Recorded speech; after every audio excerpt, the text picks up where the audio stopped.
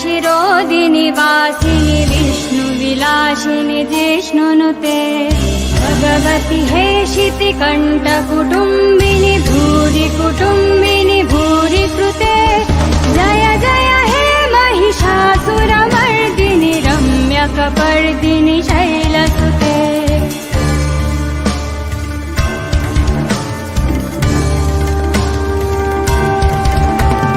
सुरवरवर्षिणि दुर्धरदर्शिनि दुर्मुखमर्षिणि हर्षरते त्रिभुवनपोषिणि शङ्करतोषिणि किल्बिषमोषिनि घोषरते धनुजनिरोषिणि दितिश्रुतरोषिनि दुर्मथतोषिनि सिन्धुसुते जय जय हे महिषासुरमर्दिनि रम्यकपर्दिनि शैलसुते जय जय हे महिषासुरमर्दिनि रम्यकपर्दिनि शैलसुते जय जय हे Mahishasuramardini रम्यकपर्दिनि शैलसुते.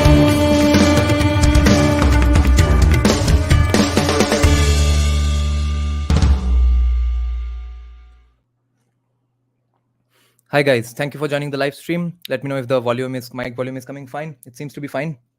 I have no way to be sure. We are back with paper discussions after a long time. Today we are going to discuss a research paper, just 18 pages by the famous Ashis Nandy, who is the brother of the famous film producer Pritish Nandy. And the person you see on the thumbnail is of course Ashis Nandy, on the guy on the left other than Savarkar. And he is of course the DP of that famous Twitter handle called Eminent Intellectuals. This is that exact picture, okay? That is Ashis Nandy. So I'm in a very Savarkari mood today. Especially M. Shastri, I'm going to remind you that do check out today's membership live stream later on, okay, whenever you can. We discussed and found out some insane things in that section that we discussed from Janki Bakle's book, okay? Mind-boggling.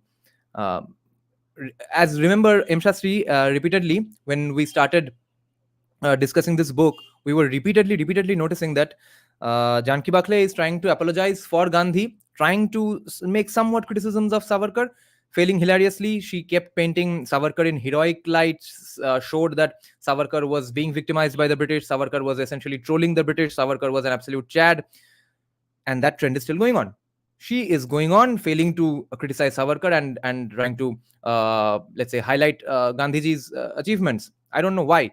While discussing the book, even in the membership live stream, I concluded that it possibly is because in between, for some sections, she just sprinkles in some of her own opinions. Other than that, she gives out just quality research, and she's very honest with that, with absolute insane things Gandhiji says. Now, those conclusions you can ignore, but my point is, who is at all getting convinced that yes, Gandhiji was a great person, Savarkar was a bad one? I think other than California liberals, no one is getting convinced by this book, because especially reading Janki Bakle's research, the only way you would think Savarkar is a bad person, Gandhiji was a great person, is if you know absolutely nothing of Indian history and Islamic history. There's no other way. Because with the facts that she points out, with the conclusions even she draws, with the things she herself insinuates, it goes on hardening the claim in my mind that Savarkar was the brilliant genius, everything, and Gandhiji was either evil or insanely stupid. You have to make your choice. So, being in a Savarkari mood, I decided let's discuss this paper, which was sent to me long back by mysterious sociologist when we were both in a Savarkari mood when Savarkar released, and when actually I bought this book. So he has sent me countless quality papers. We are due to read all of them, and we are getting back to reading a lot of papers more frequently now. We'll get some podcast guests from time to time. I'm still in talks with many people, but we have to get back to paper discussions also. We have to be as academically solid as possible. So today we are going to check out why or how Ashis Nandy is going to come to the conclusion that Savarkar was a disowned father of the nation. I guess he was in some ways a disowned father of the nation, because most people did not even know that he had so many great achievements. But also he uses the terms demonic and seductive for nationalism in the caption in the main title of the paper itself. We will check out check out that paper, and it's a small 18-page paper. Okay, let me check some comments now. Are Jahil too. Okay, okay. Lots of people have come. Anudhar says Gandhi brand. Yeah, yeah, that is true. Okay, let me just cast that paper here. And the one thing I wanted to clarify is that I have not read this paper as of yet. Okay, not even the introduction, not even the conclusion. So it's going to be fascinating. It's going to be a live reaction to a paper. How to do this? Share screen window paper. Yeah.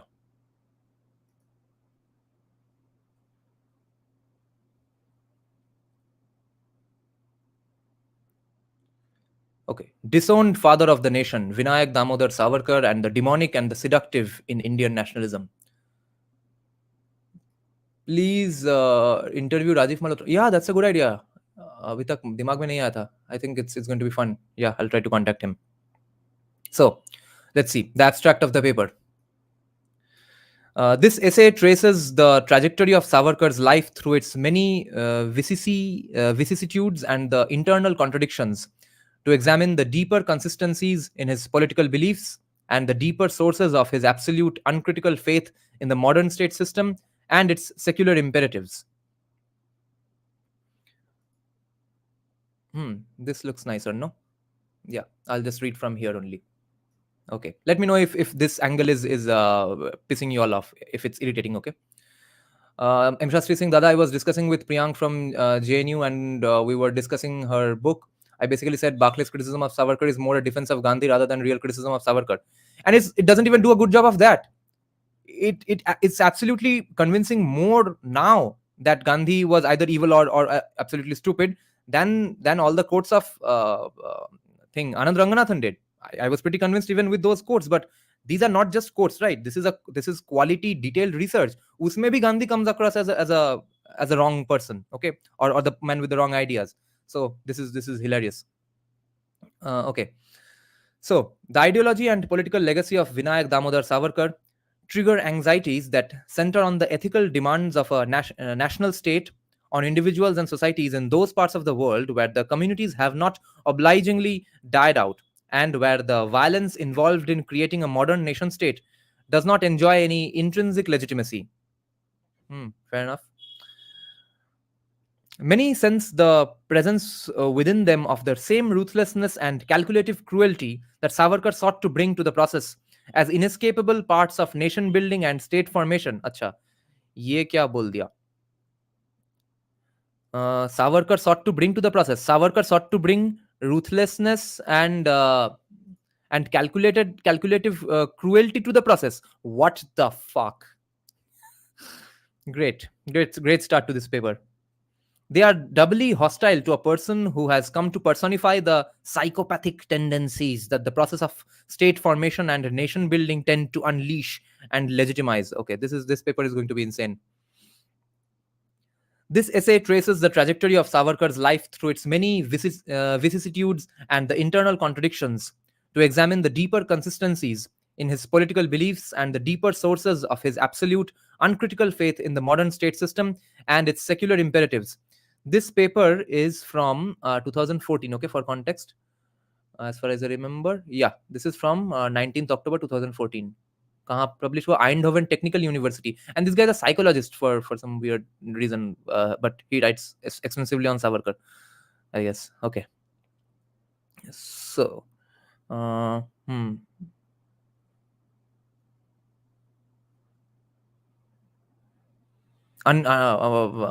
uncritical faith in the modern state system and its secular imperatives.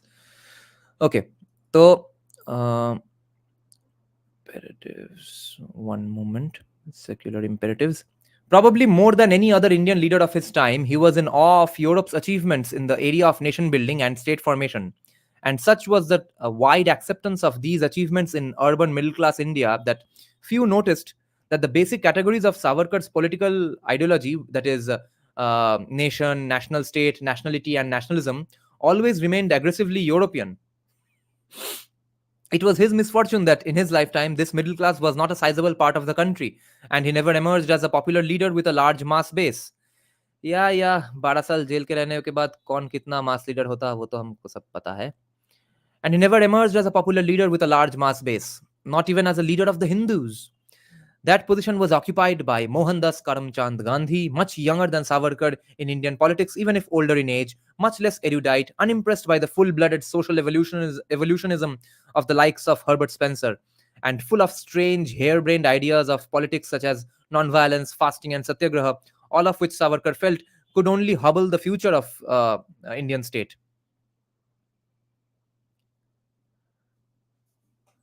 However, before entering the world of Savarkar, a few comments on the context of this essay on his life. First, Savarkar is often seen as a Hindu extremist. Like everything else in this part of the world, this also has its own distinctive features. Those concerned not with academic puzzle solving, but with life problems of religion and violence in South Asia, know the anomalies that mark the public career of so called religious extremism, caught between the culture of the global nation state system, the remnants of 19th century colonial culture, and the everyday practices, values, and categories of popular religion in the region. Thus, under the umbrella of fundamentalism, there are clear differences between those who insist on total literal allegiance to a sacred text and those who carefully avoid the issue and bypass the substantive contents of faith to pursue the secular interests of a religious community, invoking faith as only a strategy of mobilization. तो ये देखो, ये है apologia for his own argument that yes, Savarkar was a Hindu extremist, but not in the way you think, because we can't really prove that Savarkar was a religious extremist in that way, because he was not calling for a genocide of any minorities. Therefore, you can't really say he was a religious extremist in that sense, but he was a religious extremist in some other ways, which apparently we will get to know now. This is not a matter of personal whimsy. Political communities and movements often oscillate between the two poles. Thus, the content of Islam for many decades was not a serious concern of Muslim nationalism in South Asia, although it has increasingly become so. Both strands are still visible in Pakistan, but it has become more difficult to admit publicly that the founder of the state, Muhammad Ali Jinnah, was an anti clerical, secular, westernized liberal in personal life, routinely breaking some of the injunctions of Islam in matters of food and drink. In Sikhs, too, there has been a similar oscillation between Sikh nationalism and fundamentalism. For a while during the 1980s and 1990s, the latter was more visible. Now it is less so. The Hindu nationalism that has become an important player in Indian politics has mostly thrown up leaders to whom contents of faith hardly matter, even though their politics and rhetoric have changed the contours of Hinduism among some sections of Indians. It took the Rashtriya Swayamsevak Sangh, or RSS, deemed the steel frame of Hindu nationalism, something like 15 years to find a serious believing Hindu interested in theology and religious rituals to head it. And only during the Ram Janmabhoomi movement in 1892, during 1989-1992, did the RSS flout its conventions to allow religious icons to enter its precincts.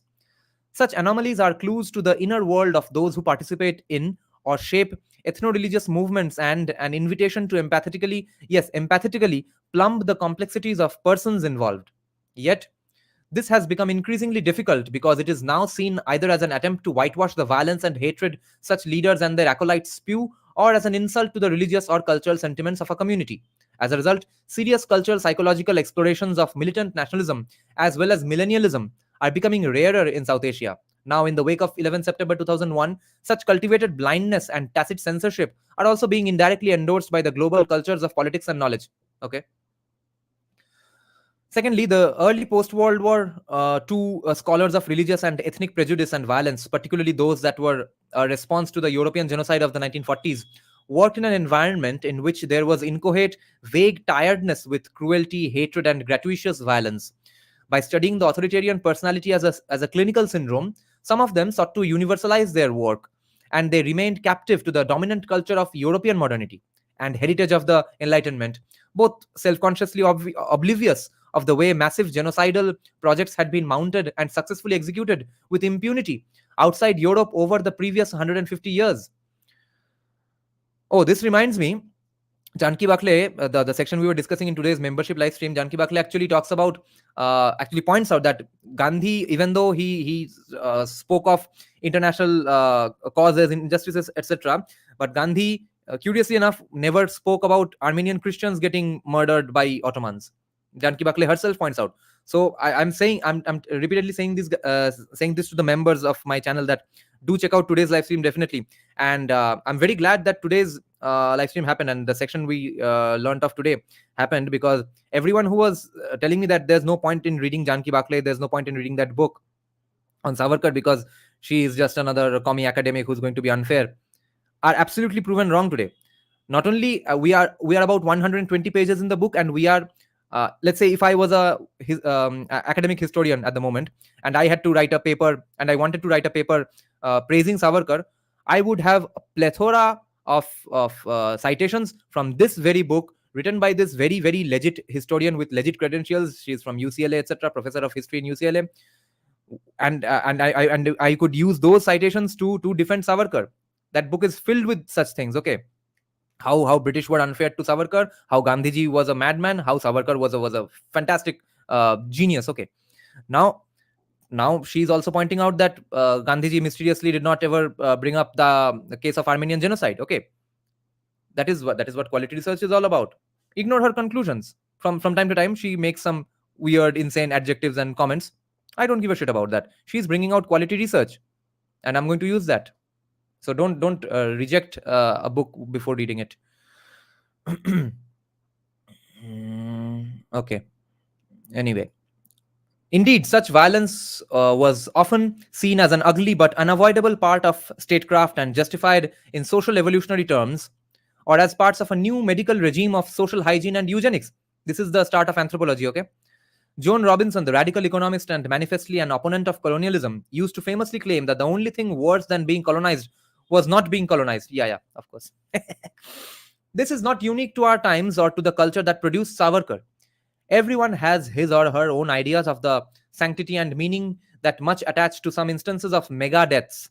Mega deaths, and the reasons why those responsible for it should not be allowed to over contextualize their genocidal acts as products of a sick society or mind. Even within the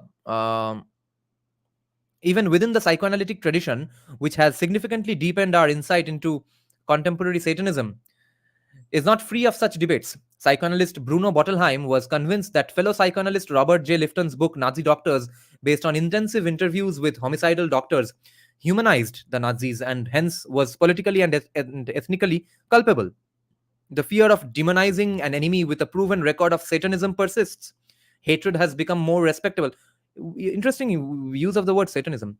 Hatred has become more respectable when directed against the hateful and the quote unquote hateable, whether the target is Osama bin Laden or George Bush.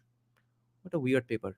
The global culture of common sense lesser now leaves one lesser scope to empathize with one's subjects, even for purposes of research. As a result, what Philip Rife used to call the quote unquote analytic attitude has often been sacrificed at the altar of political and academic correctness, masquerading as commitment to secular humanism and radicalism. Fair enough. This is a good criticism. I like it. On the one hand, ethno religious and ultranationalist extremism demands a one dimensional heroic picture of sacrifice and martyrdom. On the other, those fighting it fear that any humane treatment of the subjectivities associated with such extremism will only acknowledge the humanity of the enemy and legitimize its politics. There is the unacknowledged fear in both that the enemy may not turn out to be an alien infrahuman species, but a dangerous human potentiality within everyone. That serious psychological explorations might reveal continuities rather than unbridgeable gaps. Interesting. It is not easy to say that. It is not easy to say these days what Lifton once said. Quote, yes, that was the Germans, that has been the Jews, but it's anyone. It's a universal potential which different groups may embrace or feel victimized by. End quote. Actually, a brilliant counter to this sort of viewpoint has been given by Kaushik Gangopadhyay's book, which I don't think I talk about often enough. It is a path-breaking, groundbreaking book. That man is a bit, what do we call in Bengali? Bhalo Manush. He's a very nice, soft-spoken man. He's not the J. Sai Deepak, Anand Ranganathan kind of a person, and therefore that's the only reason that book I think is not being read by anyone and everyone. His book has been a landmark research, guys. He has absolutely demolished the idea of majoritarianism, and he has actually pointed out the counter argument to this sort of view that no, just because Hitler did it and the Germans did it and the Jews faced it does not mean it's an inherently intrinsically a human characteristic to do these things or to be party to these things. No, bhai, this is the result of theory based identity versus empirical evidence based experiential identity.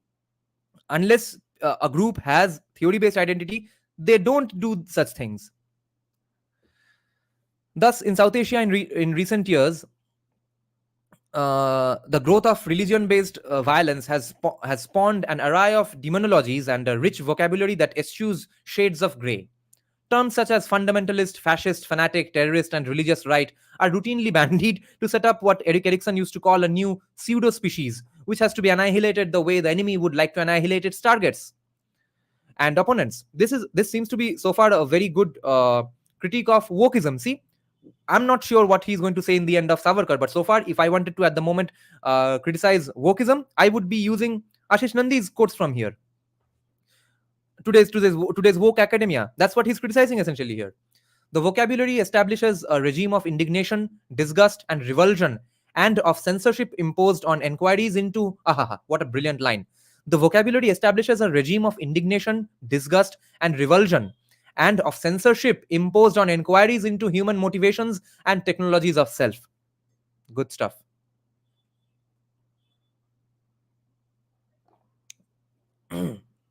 This essay, M. Shastri is making a good point here that actually folks don't know how bad the Nazis were. And one of the core research in the field of psychology to try to understand what leads to such mass murdering tendencies, or what leads to such mass murdering people, okay, or how do those people get to murdering people en masse.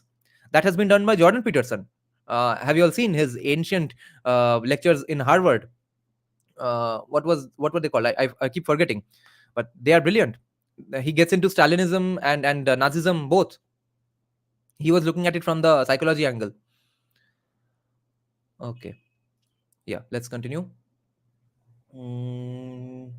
Sorry, where did it go? Yeah, this essay makes this point in a more roundabout way by entering the world of one such ideologue to show that what appears at first to be an unforgivable depravity could be an ideological solution that an era and a globally dominant culture of public life promoted as part of sanity and rationality.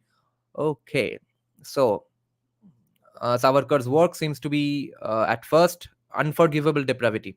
Let's see.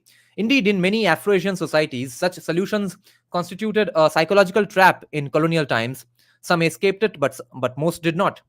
Savarkar, the freedom fighter, turned Muslim baiter, turned the man behind the assassinations of Mohandas Karamchand Gandhi, uh, arrived at an ethno-nationalism that could only be called an illegitimate child of modern Europe, at the time routinely dumping its intellectual wares in the colonies as culture-free universal components of secular salvation. This entire line is where Ashish Nandy makes a gigantic screw-up. This was not ethno-nationalism at all, because he was repeatedly calling for an united India, even calling for different religions to come together based on some principles, okay? And secondly, Savarkar turned the man behind assassination of Mohandas Karamchand Gandhi. How legally correct is this statement? Anyway, modern Europe at the time routinely dumping. Yeah, Savarkar is an extreme case of the way an entire generation of South Asian political activists and ideologues thought.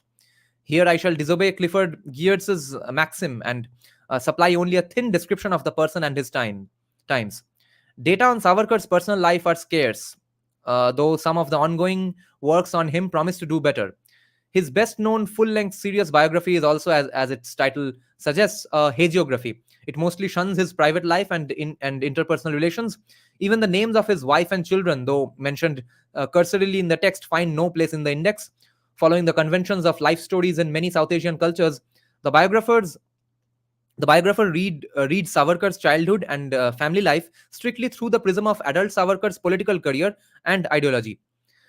Savarkar's own autobiographical writings are not much better. They too are, apart from being self-righteous, fearful of all human subjectivities in an attempt to be rational, logical, secular, scientific, and modern. Fair enough. Okay. Sections of urban middle class modernizing Hindus of British India were reborn as fragments of a pan India Hindu nation only in the 1940s, roughly 100 years after the idea itself was born. Acha, acha. Okay. This process of nation building is not yet complete, and it may never be complete. However, it has gone far in urban, educated, middle and upper middle class India, where individualism and social and occupational mobility have steadily grown since the 19th century. The process has gone farthest among diasporic Hindus in the First World, some of whom have begun to think of themselves as part of a Hindu Ummah. But that is not our concern at the moment. Both the individuation and the mobility have taken place in a relatively impersonal, contractual, anonymous, urban industrial context where mainstream Hinduism is in all its diversity, its innumerable castes. Some figures go as high as 70,000, tens of thousands of village gods and goddesses, hundreds of sects, thousands of vernacular religious epics and jati puranas, family priests and personal and family deities, rituals and practices specific to castes, sects, and regions cannot be sustained. Hmm. This is actually a fair thing to point out, that there is so much diversity, in fact. And even then, if someone tries to unify them, how is that guy then an ethno religious evil man? The demand for Hinduism as a religion that an ordinary, socially and geographically mobile householder, as opposed to a world renouncer, could carry within him or her as a portable device was a direct product of colonial political economy and the growth of presidency towns. And the fact that uh, Hinduism was declared the so-called majority, or actually no one was declared the majority officially, but it's considered that it's sort of assumed that Hinduism is the majority and someone else is the majority, and they're perpetually at threat because of the myth of majoritarianism. Great.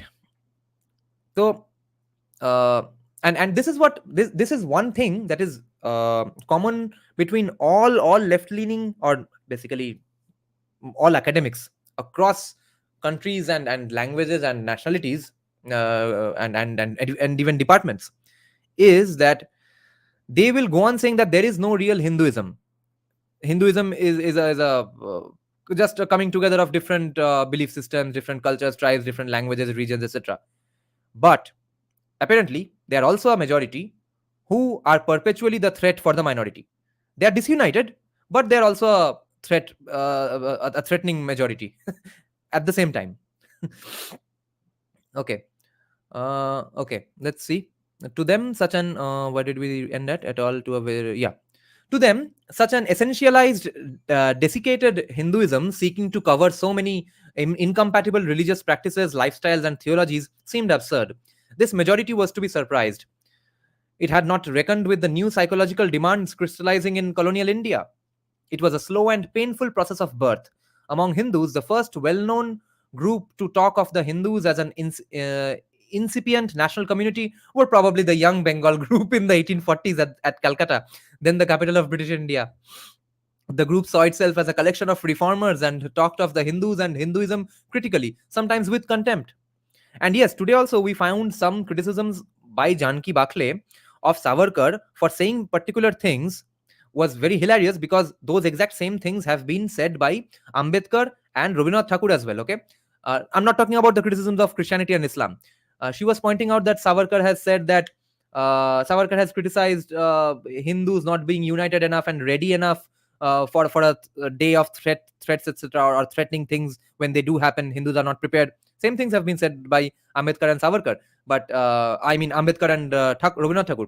Janki Bakle insinuates by pointing this quote of Savarkar that, you see, he was perpetually paranoid about Muslims, etc. That's the kind of thing she tries to hint at. So anyway, some Bengali pride thing here. The group saw itself as a collection of reformers and talked of the Hindus and Hinduism critically, sometimes with contempt. The process was underwritten by the colonial tendency, reflected in the ruling culture of the Raj and in missionary tracts, to see Hindus as a community defined and doomed by their religion, and the gradual institutionalization of this tendency in colonial law, education, administration, and census. Partly as a reaction, within a decade or two, the idea of the Hindus as a nation found a different status and intellectual respectability in the writings of Bhudev Mukhopadhyay, a social and political thinker, and Bankim Chandra Chattopadhyay, India's first important novelist. You see, first of all, how did again Hindus as a nation is now, so when we were growing up, it used to be blamed on Savarkar. Now Hindus as a nation is being attributed to Bhudev Mukhopadhyay and Bankim Chandra, whereas it was forever going to be that way, because there is the idea of Darul Islam and Darul Harb. They are two nations. Okay, so if we are living in Darul Harb, then of course Hindus are a different nation, and it was not only pointed out by Sir Syed Ahmed Khan, it's there in Islam in general. But more importantly, what I want to counter the thing that he's trying to insinuate here, that of course he's, I guess I'm trying to jump the gun here a bit, that he is trying to paint all these things in bad light, or trying to paint these things as simply the illegitimate bastard children of colonial thinking. But I would say that, see, we are not a theory based identity, we are an experiential identity. So if the empirical evidence around me is saying these things, that these are the rules now you face, these are the colonial times you live in, so act accordingly, modify yourself and your thinking and your culture accordingly. So they had to come up with these colonial counters, so it's fair enough, I think. Let's see what the comment section is doing. Bhudev was one of the best, yes. For a culture with strong oral traditions, there's no academic study of oral. I met some, okay, good stuff. Let me just continue this. Where it is? Sorry, I lost the page. Yeah. Okay. Anyway, Bhudev Bonkim, India's first important novelist. They too were critical of many things Hindu, but were even more critical of the anglicized Indians who thought Hinduism could not be retooled for modern times. In another 2 decades had emerged Brahmabandhu Upadhyay, a Catholic theologian and Vedantic scholar who ran into trouble with the church in his lifetime, but was to be rediscovered towards the end of the 20th century as a pioneer in indigenous Christian theology. But remember, this is the guy who said that mental decolonization is very important, and he said that do whatever you want, but remain Bengali, remain Hindu. In his other incarnation, Upadhyay was a Hindu nationalist, scholar, activist, and theorist of violence. So at least it seemed to his friend Rabindranath Thakur. These Bengalis, man. As is well known, Tagore's novel Charodhyay is built around Upadhyay and Upadhyay's guilt awareness of nationalism. Holy shit, I did not know about this. This is incredible. As is well known, it was not well known to be by. Tagore's novel Charodhyay is built around Upadhyay and Upadhyay's guilt awareness of nationalism as a sanction for ruthless machine violence that involved viewing human life and human emotions instrumentally. Yeah, Sriji Dotto was saying that he did write stuff like Juto Khule Mara Uchit, beat them with your shoes and stuff. One could argue that it was the desacralized secular part of Upadhyay's political Hinduism that finally ended up as Savarkar's theories of state and nationality. Okay, I love these things. This is why I'm saying Marathis and Bengalis handle these things even in those times. We will handle these things even in these times. Bonkim, uh, Rabindranath, all these nationalists were building upon the Hinduist Swarajya idea of Shivaji. Then from again the Bengali nationalists, Savarkar builds upon them further. Bal Gangadhar Tilak builds upon them further. So it was Marathi, Bengali, Marathi, Bengali, Marathi, Bengali forever. And it's going to go on like that. We are just destined to do these things. The idea that the Hindus were the carriers of an overly diverse religion called Hinduism by default, and to that extent were an ill-formed, sleepwalking crypto nation that had not actualized its possibilities, was to later become a central assumption of Hindu nationalism. Naturally, a certain admiration for Christianity and Islam as religions in better touch with the process of state formation and nation building was the obverse of such nationalism. Fair enough. अभी हम nation state के system में है तो और क्या करें? All Hindu reform movements borrowed from these two faiths to correct the inadequacies of Hinduism.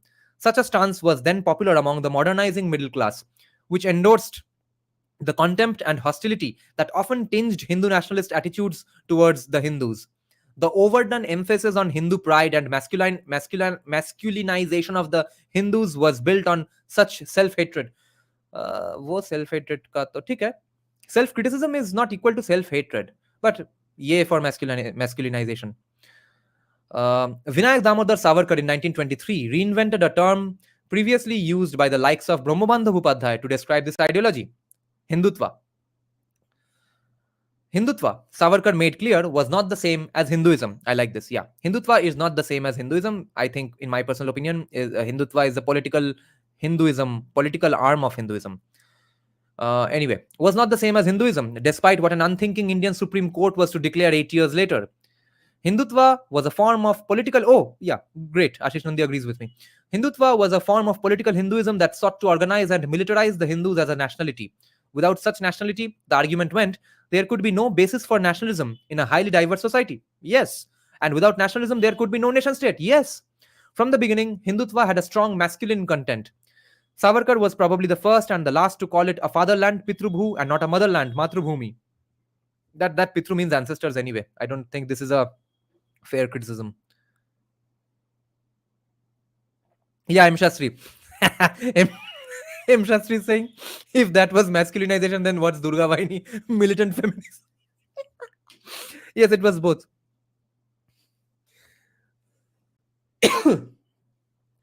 Okay. कहाँ गया? So, Hindutva was a form of Hinduism that sought to organize and militarize the Hindus as a nationality. Without such nationality, the argument went, there could be no basis for nationalism in a highly diverse society, and without nationalism, there could be no nation state. From the beginning, Hindutva had a strong masculine content. Savarkar was probably the first and the last to call India a fatherland and not a motherland. To introduce his continental usage, to introduce this continental usage, he had to dredge Sanskrit grammar to shed the common term bhumi, which was feminine, and use the rarer bhu, pitra bhu, not matru bhumi. Wow, wow, wow. To this Pitrubhu, you could not even sing one of the unofficial national anthems of the freedom fighters, Bande Mataram, a paean to Mother India. Oh, अच्छा अच्छा. अब बंकिम और सावरकर के बीच में झगड़ा लगाने वाला है. To this fatherland, by virtue of the sacred geography associated with it, the Hindus had an exclusive right, Savarkar believed. Amnon Razkrakodsin defines the secular Zionist as the one who believes that there is no God but insists that he has given the land of Israel to the Jews nonetheless. Savarkar, a hard boiled atheist who did not believe in sacred geographies, was even less embarrassed to claim the whole of India for the Hindus on the ground of sacred geography. When Savarkar propounded his two nation theory,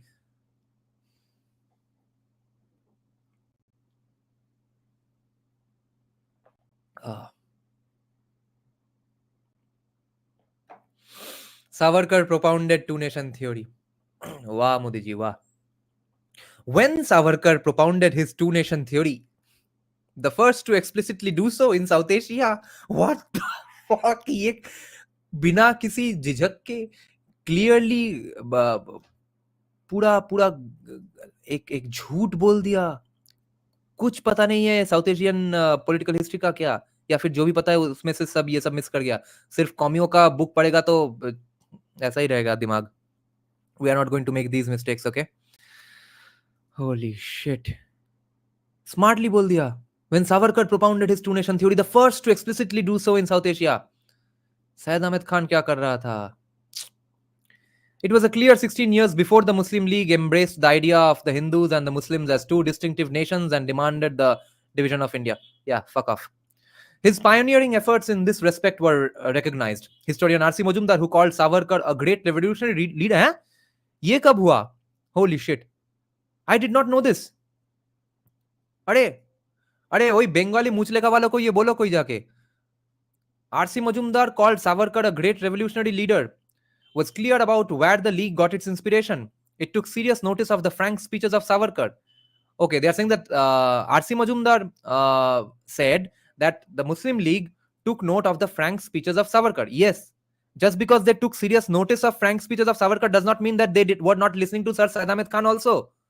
तो ये हरामीपंथी अब तो हमसे हमारे ऊपर नहीं कर सकोगे भाई आशीष नंदी, क्योंकि हमने तो जैसा दीपक का बुक पढ़ लिया है, इंडिया भारत पाकिस्तान. वो तो एक सीक्रेट वेपन है, अब क्या करे. But the idea of nationhood as the marker of a people was not Savarkar's either. He borrowed it from European thinkers such as Joseph Mazzini. Mazzini was not unknown in India thanks to the early Bengali Hindu nationalists such as Upadhyay. Only the likes of Upadhyay did not include in their repertoire an ideology of political and cultural exclusion, leavened with hatred, as Savarkar openly did. In a public speech in 1925, Savarkar said that Indians had to learn to eschew soft values such as humility, self-surrender, and forgiveness, and cultivate sturdy habits of hatred, retaliation, and vindictiveness. Occasionally, he went further. At one place in his writings, he seems miserable that his heroes Shivaji and Chinaji Appu did not rape Muslim women because of then prevalent suicidal ideas about chivalry to women. Because of then prevalent suicidal ideas about chivalry to women, which ultimately proved highly detrimental to the Hindu community. Okay, but should तो still नहीं बोला. He pointed out that Hindu kings of that era had chivalrous ideas. I guess he was pointing out the good, right? Even though it turned out to be suicidal, that was factual that it was suicidal. I don't still see this as a defense or a let's say call to rape people. To spite admirers who might think this to be an aberration, in 1965, at the age of 82, Savarkar wrote in the wake of the India-Pakistan war that took place that year, quote, Pakistan's barbaric acts such as kidnapping and raping Indian women would not be stopped unless Pakistan was given tit for tat. One suspects that Violence to end quote. One suspects that violence to Savarkar was not merely a revolutionary tool, but an end in itself. Wow. It literally is an end in its. It literally is a revolutionary tool because it's called. It's he's saying that do this as counters.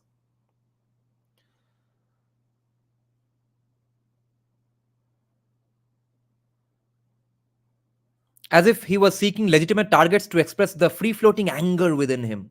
Oh, acha, ye to psychology ka paper hai after all. By the way, okay, I'm just saying, by the way, whatever Ashish Nandy says about Savarkar and two nation theory is refuted by Venkat Dhulipala's book. It's refuted everywhere now, especially in Jesai Deepak's book, India, Bharat, Pakistan as well. Savarkar, although, yeah, Dhulipala's book is the, I would say, the precursor to all such books now on the partition. Savarkar may not have been honest about many things, but he had a Brahminic respect for ideas. What is this supposed to mean? Oh my god. Brahminic respect for ideas. Ye kya hai? When in the 1940s, Muhammad Ali Jinnah began to go places with his two nation theory, Savarkar was honest enough to say, I have no quarrel with Mr. Jinnah's two nation theory. We Hindus are a nation by ourselves, and it is a historical fact that Hindus and Muslims are two nations. Yes. And what did Ambedkar say on this? Okay. This is getting incredible now. At this point, let me quickly outline Savarkar's life. Acha, now life.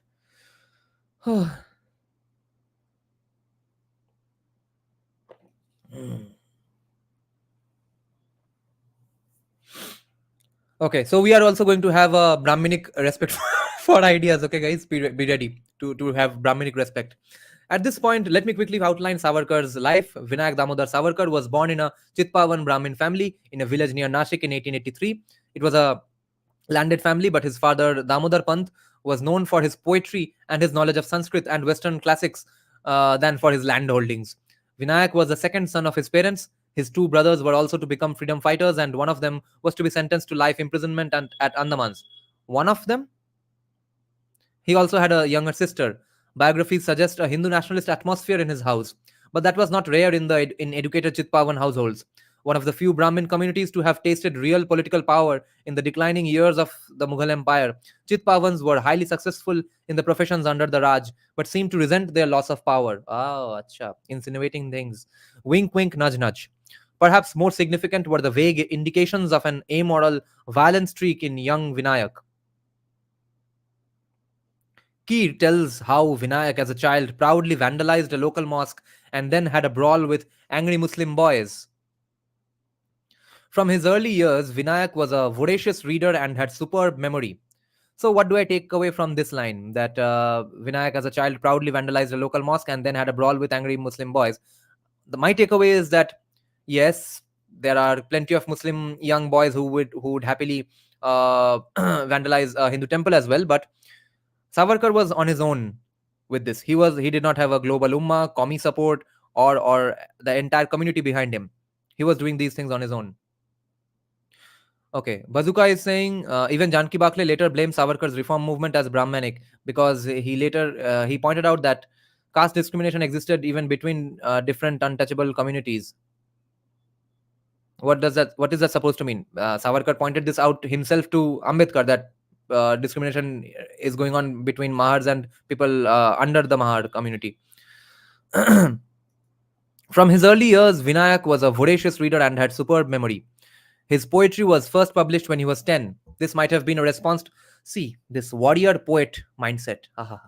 If only we, all of us, had these things. If only we were all four Varnas in our personal lives. We have to. Okay, let's not get into that controversy right now. This might have been a response to the sudden death of his mother from cholera the same year. Young Vinayak was particularly fond of his mother, and she had been his refuge from a stern disciplinarian father, not averse to occasionally melting out heavy doses of physical punishment. Her death must have been traumatizing. Vinayak also turned out to be a good public speaker. At the age of 14, he won a prize for elocution. At around the same time, deeply moved by the hanging of the Chapekar brothers by the British regime, he took a vow at the altar of his family goddess Durga. What? Savarkar's Kuladevi was Ma Durga. Savarkar's Kuladevi is Ma Durga. अरे क्या Bengali pride और सावरकर को मुचले का बोलते फिर रहे हैं. Damn. See, we find out such nice things even from commie papers.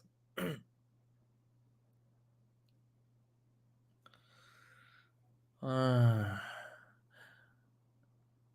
Shapturshi is saying, sorry, we cannot be having four varnas. Following Sadharan Dharma is enough. Yeah, I meant four varnas in your personal life. You have to be ready to do all anything you find menial and hard physical labor in your personal life, clean your house, etc.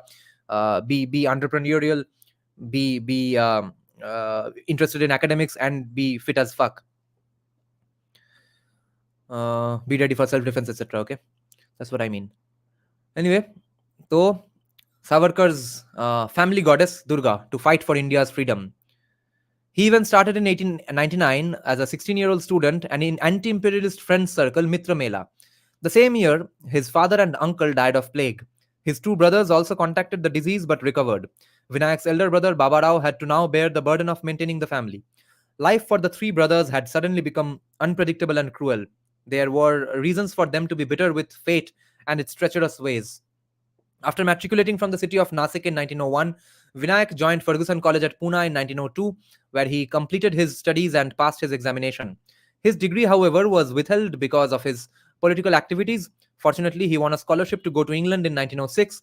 There, at the age of 23, he established another anti imperialist group called the Free India Society. They produced a manual on bomb making and sent copies of it to India. And Savarkar himself produced a Marathi translation of Mazzini's writings, which was published from India. और यहाँ पे हमको लोग बोल रहे हैं कि इतना थॉमस स्वेल में इंटरेस्ट लेके क्या होगा? Why should we care about what an American economist is saying? Why should we care about even what Vivek is saying? We must only listen to Indian economists or Hindu leaning economists. But meanwhile, Savarkar was learning from Mazzini.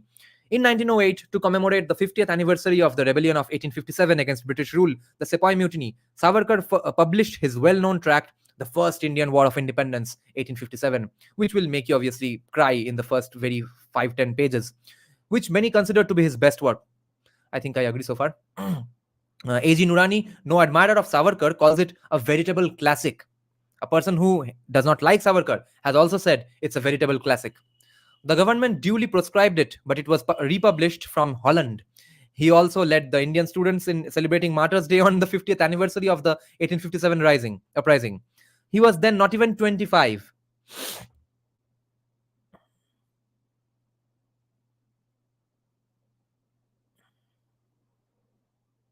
In 1909, he heard in England that his brother had been sentenced to transportation for life at Andaman for his revolutionary activities. Soon afterwards, Madanlal Dhingra, his one-time colleague and protege, was caught after he killed a colonial bureaucrat at London at Savarkar's instigation. Savarkar met Mohandas Karamchand Gandhi for the first time at London. Much of Savarkar's life was to be later defined by his differences with and antipathy towards Gandhi.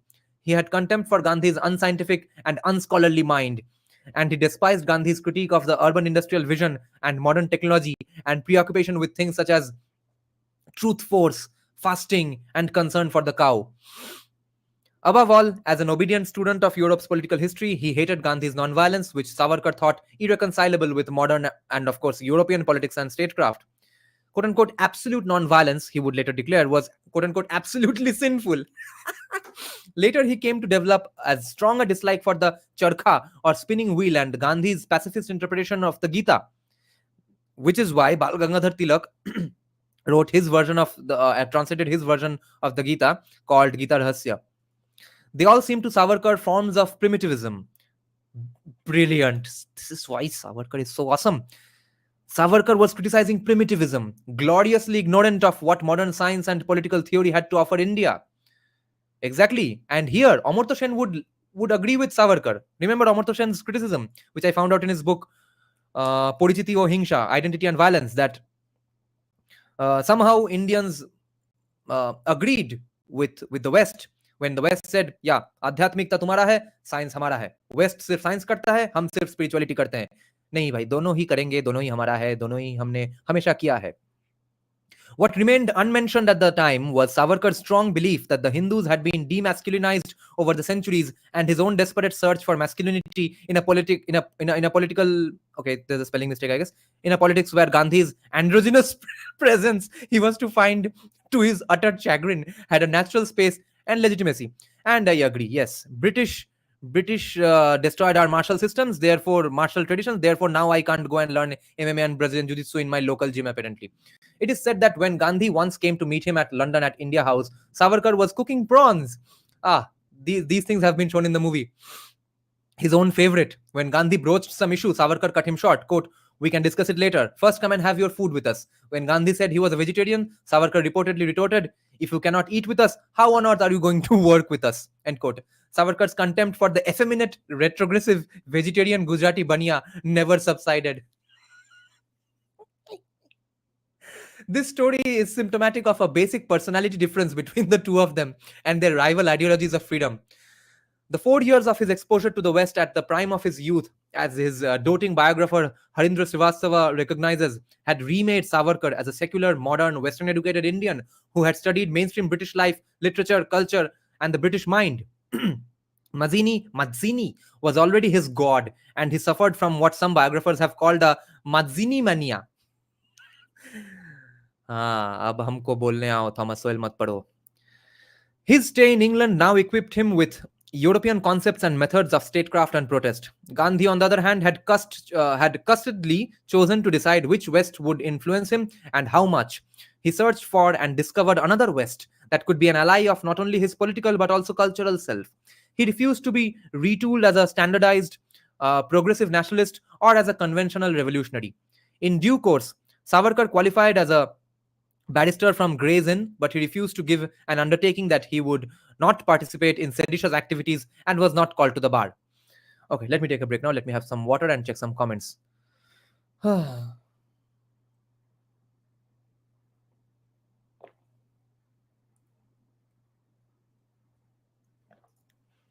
Here, M. Shastri, I disagree with you, because one gender is inherently prone to violence. One gender is inherently always physically strong, and whenever someone says this, that one gender is inherently physically stronger, people bring out the examples of female MMA fighters or female CrossFit athletes. That's not the point. The point is, if all else equal, with equal training and stuff, a man will always beat a woman in a fight, in a physical hand-to-hand fight. Hence, there are no female Navy SEALs, female elite army forces in anywhere in any military in the world. So, therefore, of course, I think it's fair to say that violence is masculine and non-violence is feminine. Let's see. In the meanwhile, Western academics have no idea how Hindus dated the age of Earth as 4.5 billion years eons before modern science did. Okay, let's see. Now let's get back to the paper.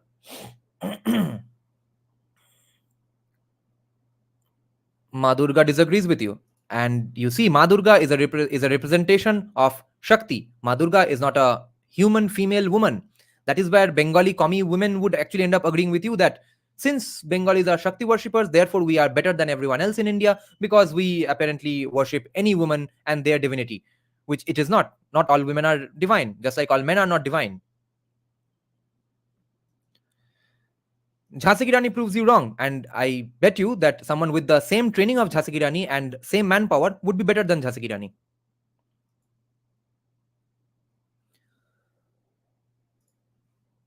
In due course, Savarkar qualified as a barrister from Gray's Inn, but he refused to give an undertaking that he would not participate in seditious activities and was not called to the bar. As we shall see, that might have been the last time Savarkar refused to give an undertaking under pressure from authorities. Such incidences of dissidence and his earlier secret revolutionary activities and a cumulative effect. In 1910, he was arrested and deported to India. On the way to India, he tried to escape at Marseille. I don't know how to pronounce this, Marseille or Marseille. I think it's Marseille, right? On the way to India, he tried to escape at Marseille but was recaptured even though it was French territory. Presumably, even post-revolutionary Republican France, when it came to anti-colonial violence, knew where and when to draw a line as far as its ideas of freedom and sovereignty went. Good. Savarkar was good criticism. Savarkar was tried in India and was sentenced to transportation for life twice over, which meant jail for 50 years. His property too was confiscated. The university cancelled his BA degree. At the age of 27, Savarkar was sent to the notorious cellular jail at Port Blair in Andaman Islands. What I'm getting from this paper so far is that yet another Savarkar hater writes a paper or any article, essay, book to try to criticize Savarkar and ends up painting Savarkar in heroic light. What is this thing with Savarkar?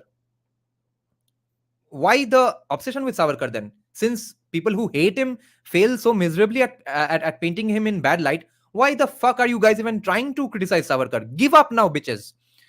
The journey to Port Blair was itself traumatic. He was later right. He was to later write, quote, "Climbing into the steamer to be transported for life was like putting a live man in his own coffin. Hundreds and thousands must have gone to the Andamans, and not 10 in a thousand had returned alive to India. Young men of 18, as soon as they put their step on the steamer, became old, and the shadow of death was visible on their faces." End quote. The cellular jail, Savarkar soon found out, took its notoriety seriously and tried to live up to its image the hard way. The jail's walls were adorned with manacles and other items of torture, and sadism was a part of everyday life. He was allowed one letter a year and had to wear a plaque which said that he was sentenced in 1911 and would be released in 1960. And apparently, he's not supposed to give muchleka in this situation. He's supposed to chill and lead a pious life inside prisons so that people can write emotional books about him after his death. His punishments included solitary confinement for 6 months, 7 days of standing handcuffs, and 10 days of crossbar fetters, which did not allow him to bend his knees for 10 days. He was also yoked to an oil mill like a bullock, along with two other revolutionaries, Indu Bhushan Roy and Ullashkar Dutt, to produce 30 pounds of mustard oil. Do you all know of the story of Ullashkar Dutt?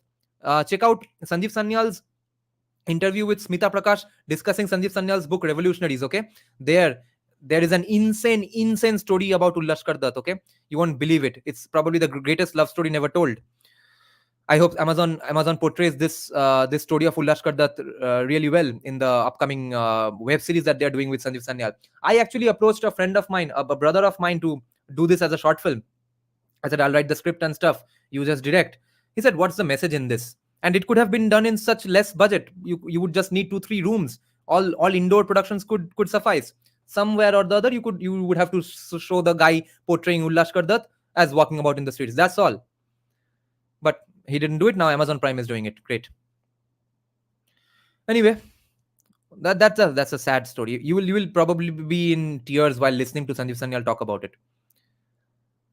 Roy committed suicide, unable to bear the torture and humiliation, and Dutt went mad and was put in an asylum in Andamans for 14 years. However, what the finicky Brahmin hated most were the filthy, primitive, grossly inadequate toilet facilities. Oh, acha. Yeah, that's what he hated. Yeah, he went to prison. He came back and kept fighting. Went to prison again. Wrote so many books from the time of his teens. All of these things. He was mainly bothered about not being able to live a pious Brahmin life. Apparently, what the fuck.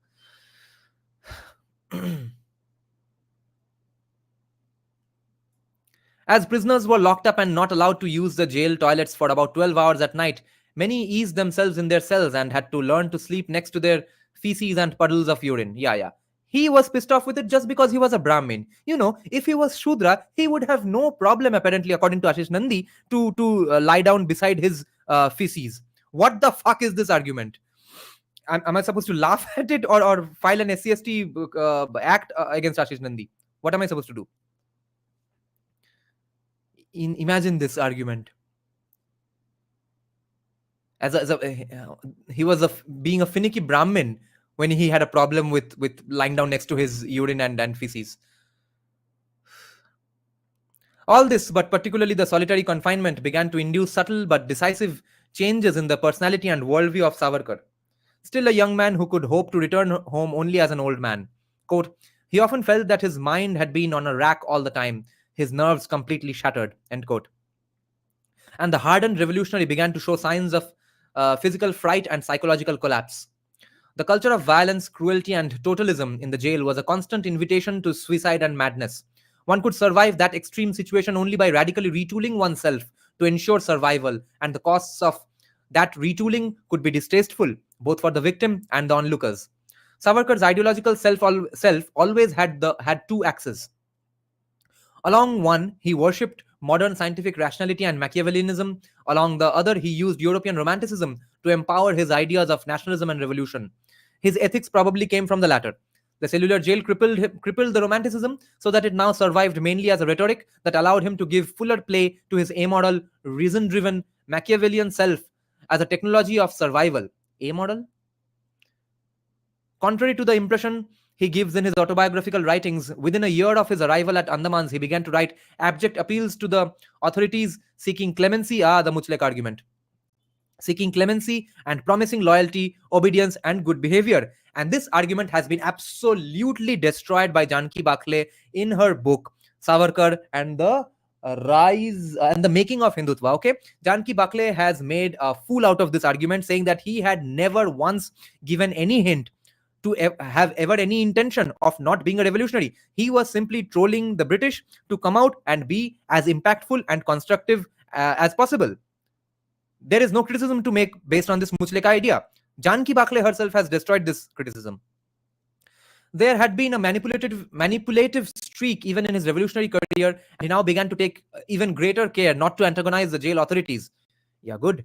There is at least one other respected revolutionary, Troilokanath Maharaj, a fellow prisoner of Savarkar in Andamans, who complained to historian R.C. Majumdar that Savarkar brothers egged on the political prisoners to call a strike and then did not join it.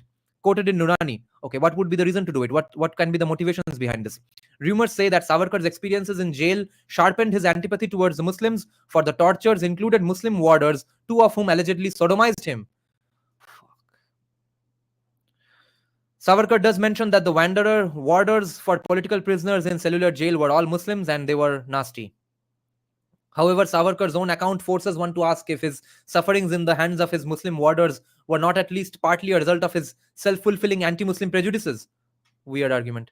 For instance, once an infamous low-level functionary of the jail, a Pathan called Mirza Khan, came to Savarkar and complimented him for the loyalty, courage, and determination of Nani Gopal, a political prisoner who had gone on hunger strike and was nearing death. Khan called Gopal a true disciple of Savarkar and verily a Pathan lad. Savarkar's response to this attempt to establish a relationship was, Bada Jamadar, you are wrong. Your father was a Pathan and you were a Pathan. If he, Noni Gopal, were a Pathan, he would not have rotten in this jail for the sake of his country. He would have, like you, licked the shoes of Mr. Barry and would not have defied him. It is because Noni Gopal is a born Hindu that he is so brave. Fair enough. I think it's a nice counter argument.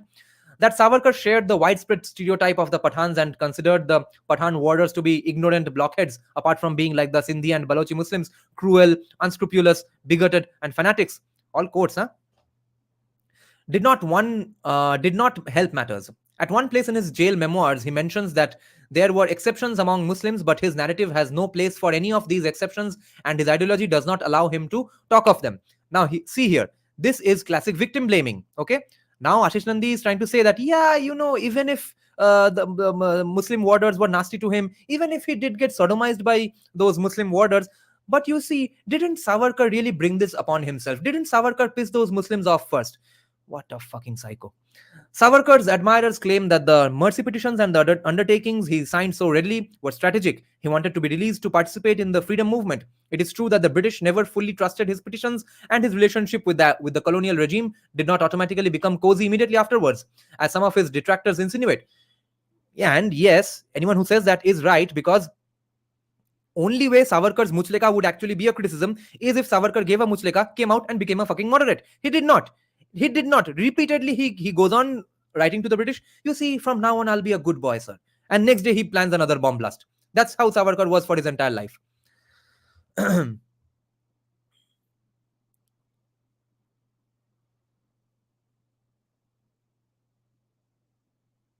It is also true that some degree of manipulative cunning was part of Savarkar's repertoire.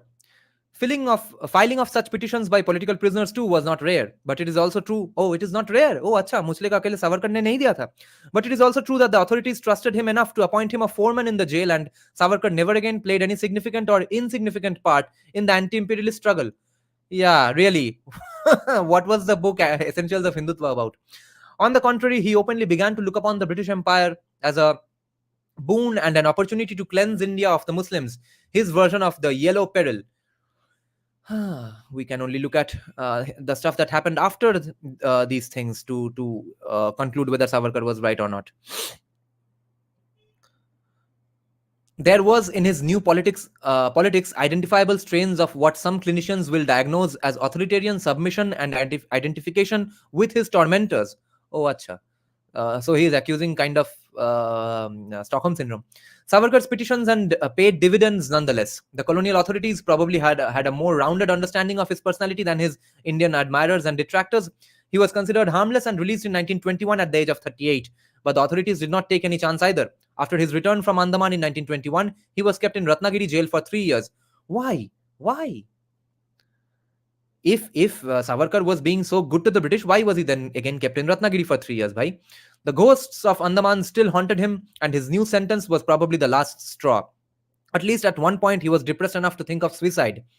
Quote, high up in that cell was a barred window as in the jail in the Andamans. I thought out in my mind how to reach my hand to the window and how to put an end to my life by hanging myself by a rope to its bars. My mind was overcast with complete darkness. End quote. In 1924, Savarkar was finally released on the condition that he would not participate in politics and not go outside Ratnagiri district. Indeed, quote, seeing his spirit broken and willpower completely shattered, the government also suggested that he should state that his trial was fair and the sentence awarded was just. At the same time, it told him this was, quote, in no way a condition of his release yet. End quote. Why not, if he was being so good to the British? Yet he went ahead and made the statement. The colonial system was more efficient than it itself thought. Savarkar had returned from Andamans a shadow of his old self, and the 3 additional years in jail too had done their job. When released in 1924, quote, at 41 he looked 60 and resembled a lean, hungry hawk with bitter mouth and eyes that looked hooded. End quote. It was in Ratnagiri jail that Savarkar wrote the tract Hindutva in 1923, which still serves as a Bible of Hindu nationalists. Savarkar had started public life as a secular, reasonably non-sectarian, anti-imperialist activist. He might have already been a bit of a Hindu chauvinist, but that did not distort much his political ideas. One indicator is his book on 1857. Even his favorite argument that the Holy Land, Punyabhu, for Muslims and Christians was outside India, and hence they could not be equal partners in a common nationality, does not find a place in the book. Hindutva was the milestone in a journey that was to devour him. There are hints in the book of a totalism that induced him to marry even his classical scholarship to concerns that had little to do with classicism and everything to do with imperial Europe. And what? So he was basically modifying his views according to the times and rules that he had to play along with, and what had already become an imperial knowledge system: nationality and national culture, nation building and state formation, secular rationality, and the social evolutionary concept of history. So yeah, great. He was not operating on theory, he was operating on evidence and experiences.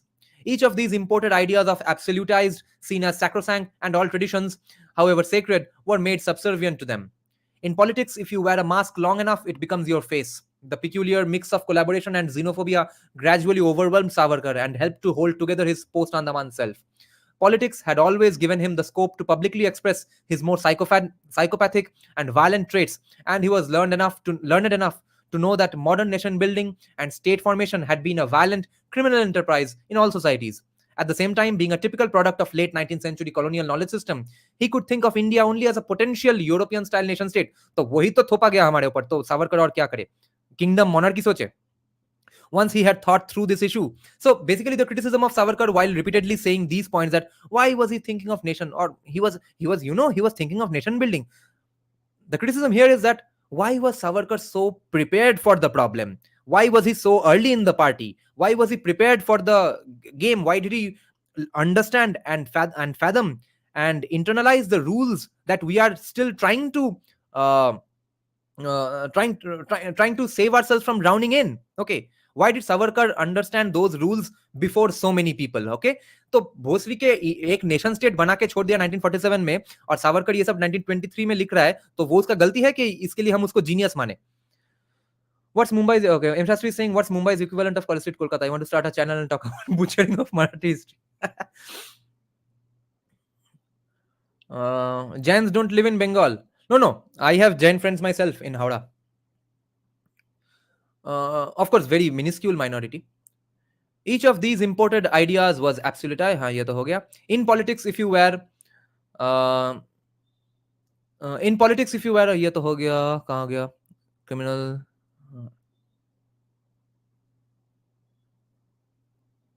Politics had always given him the scope to publicly express his more psychopathic and violent traits, And he was learned enough to know that modern nation building and state formation had been a violent criminal enterprise in all societies. At the same time, being a typical product of late 19th century colonial knowledge system, he could think of India only as a potential European style nation state. Yes, what the fuck was there? The other option. Once he had thought through this issue, his authoritarian traits did not permit him any ambiguity in this matter. The Prince of Revolutionaries now openly redefined British colonial rule as an apprenticeship, hmm, which taught the Indians the principles of normal nationhood. Yeah, he was too deeply steeped in history, the new obsession of India's modern elite, not to notice that the basis of nation building, nation and state building in each and every European country had been to start with religion and ethnicity. He was one of those who had not only taken to heart the lessons of Europe's political history, but also wanted all Indians to live by that history. Whether Savarkar himself fully shared the passions and symbols on which the Hindu nation was to be built is, however, another issue.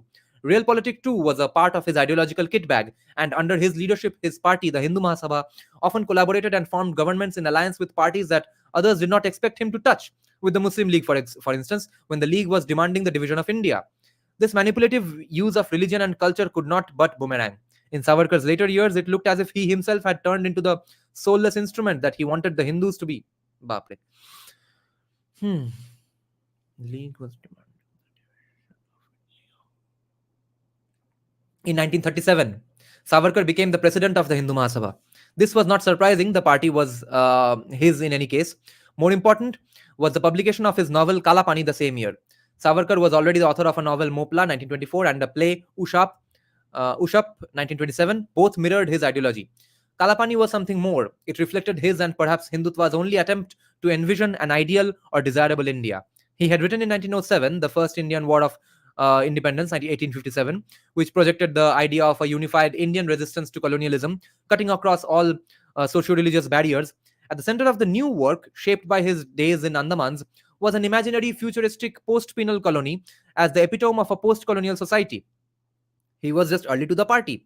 It was the vision of a secular, egalitarian, homogeneous Hindu community where people married across linguistic and caste boundaries and and shared the same culture, language, and ideology. A terribly insipid, deadly version of a fully modern nation state with all its unmanageable angularities ironed out. The First Indian War, his earlier book, was evidently a distant memory now. Magnanimously, Kalapani confined its thought experiment to the Hindus. They were the ones who were to be thus homogenized for the sake of a viable nation state and cured of the Hinduism that a chaotic, amorphous Indian society had thoughtlessly inculcated in the slumbering, quote unquote, slumbering Hindus over the centuries. And Rabindranath Thakur has made this exact same criticism of Hindus, that we are divided over traditions, sampradayas, etc. Let's just be united. Unfortunately, because these people realize that अरे भाई तुमको अब एक खेल दिया गया है जिसमें कि रूल किसी और ने बना दिया है, तुमको उस खेल में सर्वाइव करना है, जीतना है, उसके बाद you can even think of changing the rules. Don't imagine that the rules are different. If you are playing chess, don't go and play carom and try to flick the figures. Okay. This is fun. Unfortunately, though Savarkar exiles Muslims and Christians from his utopia, they are there in his novel in full strength, and Ambedkar actually tries to exile them. They haunt Savarkar's utopia as monolithic host communities, as fully formed nations running full-fledged states. They are there in the novel as the unacknowledged future of the Hindus. Kalapani represents the hope of the author that despite rebuffing him and his party, the Hindus would someday be rational enough to gulp the heavy dose of uniformity he was prescribing for the sake of his idea of India. Ye to hoga hi.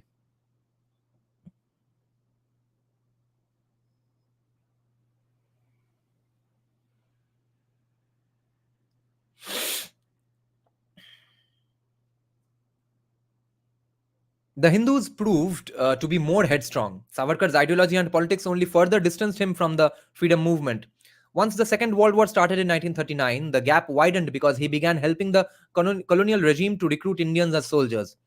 He argued that this was his way of militarizing the Hindus. Yes, same thing that Gandhiji did, but for a different reason.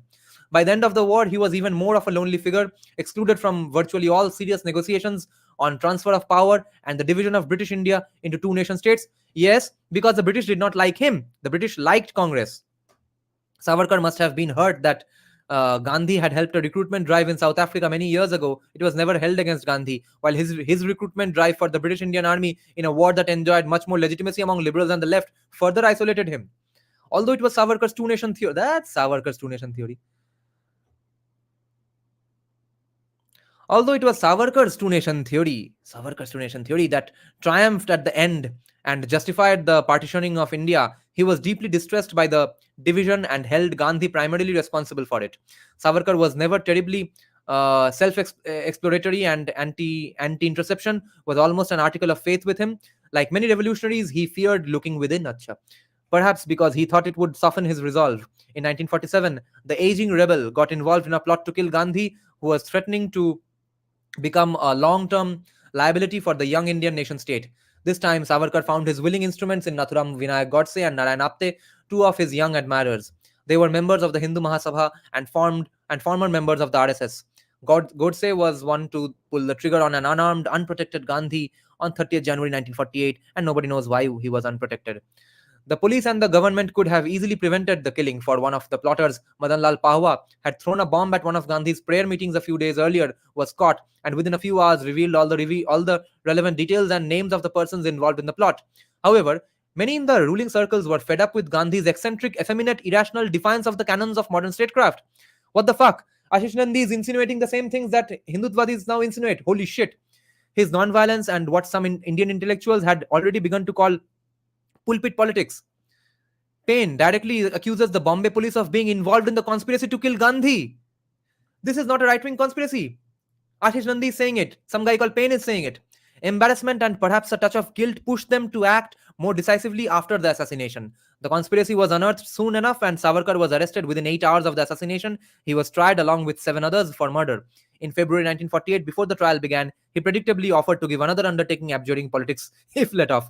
The offer was rejected, and the trial finally ended the political and intellectual career of this gifted but troubled vendor of hate and violence.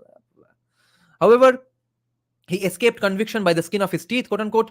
For this time too, he had taken his usual care to hide his links with the assassins. Oh, he shouldn't have hidden his links to the assassins if at all he had those legitimate links. In addition, some of the most powerful political leaders too wanted Savarkar to be acquitted.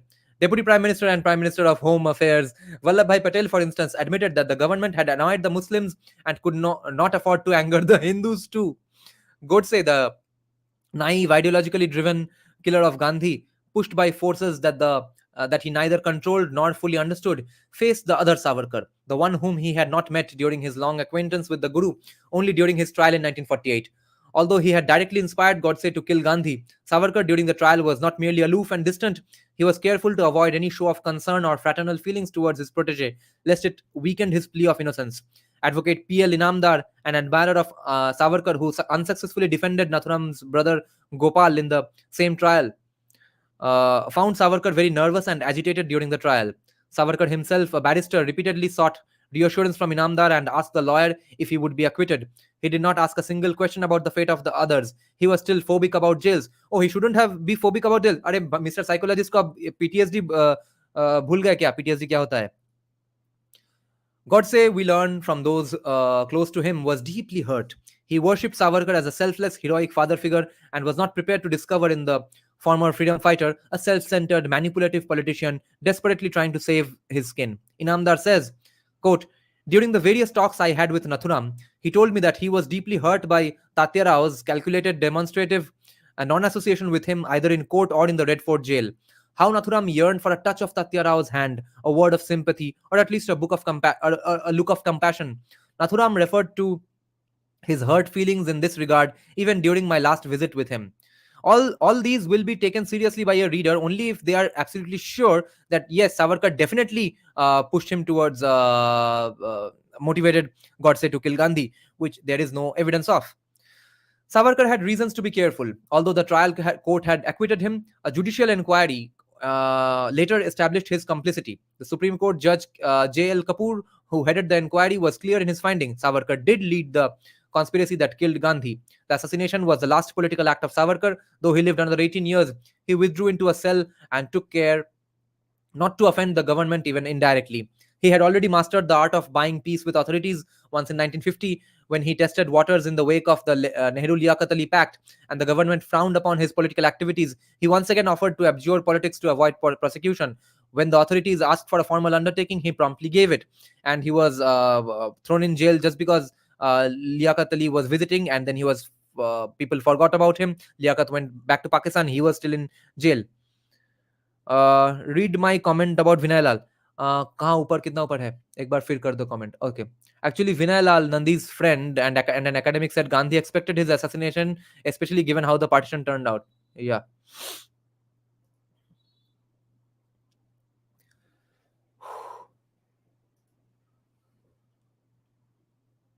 Savarkar died in 1966, a bitter, defeated man. He had fought for the Hindus for nearly 60 years, but the Hindus had failed to appreciate it and had not given him or his party a respectable voice in any election in independent India. Yeah, very democratically all this happened. Yeah. Shama Prasad Mukherjee died mysteriously. Uh, Din, wo, Dindayal Upadhyay died absolutely legitimately. Yeah. Congress didn't play any shenanigans. People democratically voted for them. ভোটাধিকার প্রয়োগ করেছে in independent India. The man he had loathed for more than 50 years, Gandhi, was triumphant even in death. Not only was he already being called a saint, but horror of horrors, the father of the nation by the same Hindus whom Savarkar tried so hard to organize as a nation and wean away from the bewitching guiles of the retrogressive counter-modernist and crypto-anarchist. Savarkar, a 19th century European rationalist caught in the hinges of time, could only retaliate by showing his contempt towards his ungrateful compatriots and their fake hero one last time. He declared that he did not want any Hindu rituals after his death and insisted that he should be carried to an electric crematorium, not on human shoulders as convention demanded, but on mechanical support.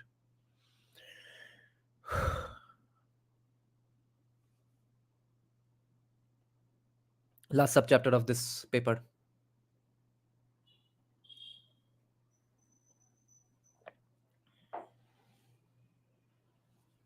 It is a peculiar sensation, this double consciousness, this sense of always looking at oneself through the eyes of another, measuring one's soul by the type of a world that looks on in amused contempt and pity. Two souls, two thoughts, two unreconciled strivings, two warring ideals in one dark body, whose dogged strength alone keeps it from being torn asunder. W.B. Du Bois quoted in Charles Long. Wow. Savarkar's life became controversial only after independence, and more so after his death, as details of his role in Gandhi's murder and his obsequious letters to British authorities seeking forgiveness and promising loyalty began to get better known. They led to all-round embarrassment. नहीं, बिल्कुल गलत झूठ है ये. As I said, I have stumbled upon recently on something called a Bengali encyclopedia of sorts. It's called a Book of Knowledge. It was published by Dev Sahitya Kutir in 1979. It belonged to my mom when she was a kid, and it's an encyclopedia of different things all across the world, different topics. It's a gigantic book, cost 60 rupees back then. And there, on the 2 paragraphs about Savarkar, only and only good things are written about Savarkar. Okay, great revolutionary, fierce, staunch nationalist, tried escaping by jumping from the ship, got imprisoned, came back, fought for the country, etc. That's all that's written about Savarkar. All these consensus about him giving signing petitions, etc., Muchleka, all happened after the 80s or 90s.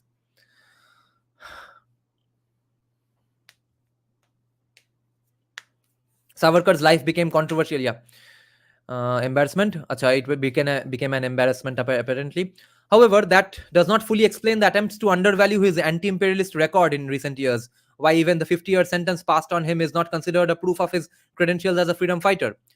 Nor does it explain why there has been so little acceptance that after being sentenced to jail for 50 years in one's mid-20s, one may have a failure of nerve and collapse of self-esteem. True, the criticisms often come from those who have no direct or indirect link with the freedom struggle against the world's then reigning superpower and have the luxury of demanding total constancy and persistence self-sacrifice. But it is also true that there has been no inquiry in depth into the inner drives that pushed Savarkar to his particularly petty vision of xenophobia. Petty vision of xenophobia, yeah. Savarkar was not proven right at all. Was his violence an unrealistic adolescent search for a heroic stature, which collapsed the moment he confronted its natural, inevitable consequences under a colonial dispensation? Did the Muslims become for him a safer target once he sensed the might of the British Empire? Did he represent or tap a political psychological potentiality in urban middle class educated India during the last 100 years? Is that potentiality a price India has paid for its modernization? ये देखो, ये रामचंद्र गुहा जैसा argument है. Have we paid for having urban middle class educated India? Are the attempts to demonize Savarkar ultimately a form of exorcism? The last two questions are especially important. The hostility Savarkar arouses is the hostility towards one who dares to remind us that the post 17th century idea of a nation state and secularism have both been complicit with ethno religious violence during the last 2 centuries.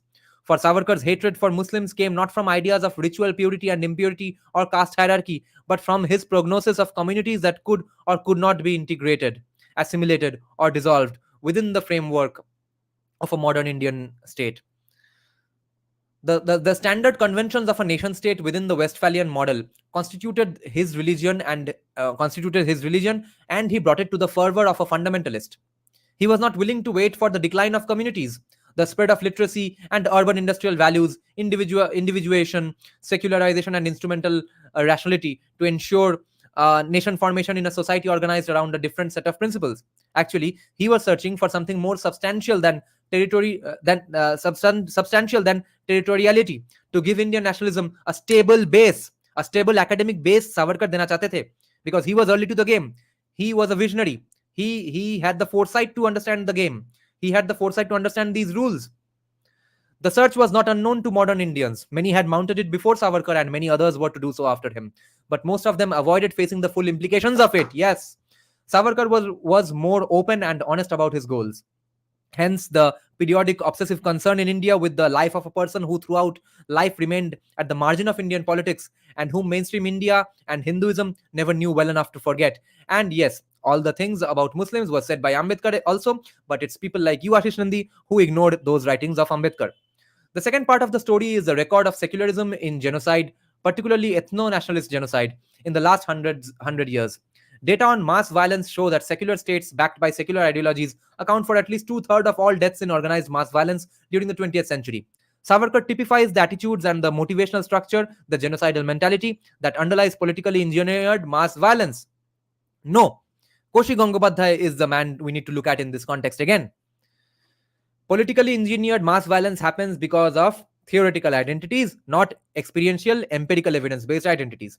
The conservative folk theory of secularism in many parts of the globe, particularly its South Asian variants, cannot cope with this reality. G.P. Deshpande acknowledges this when he calls Savarkar a quote unquote secular communalist, vending a quote unquote supra religious ideology, but does not sense how absurd these expressions sound in South Asian intellectual circles, where secularism is seen as a magical cure of all communal passions.